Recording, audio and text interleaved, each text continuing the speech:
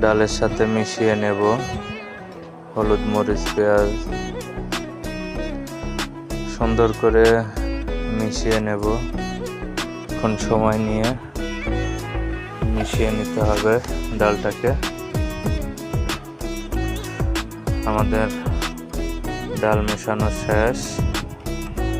এখন আমরা কড়াইয়ে তেল দিয়ে তেলটাকে ভালো মতো গরম করে নেব। কড়াইয়ের চারপাশে তেলটা মাখিয়ে নিচ্ছি যাতে ডালের বড়াগুলো আটকে না যায়। একটা একটা করে ডালের বড়াগুলো তেলের মধ্যে দিচ্ছি।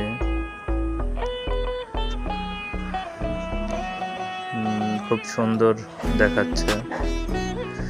মাঝে মধ্যে আপনারাও বাড়িতে এভাবে বানিয়ে খাবেন, ভালো লাগবে। এখন একটা একটা করে বড়াগুলো উল্টে দেব। এক পিঠ হয়ে গেছে, আর এক পিঠ উল্টে দেব। আমার ওয়াইফ মূলত কাজগুলো করছে, আমি পাশে দাঁড়িয়ে দাঁড়িয়ে ভিডিও করছি। সো বড়াগুলো ভাজা হয়ে গেল, এখন তুলে নিচ্ছি।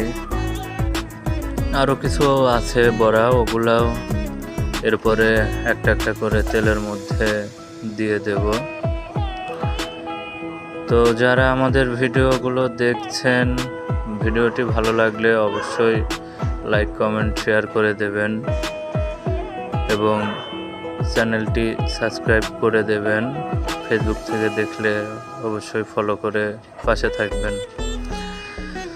সো আমাদের বড়াগুলো ভাজা শেষ।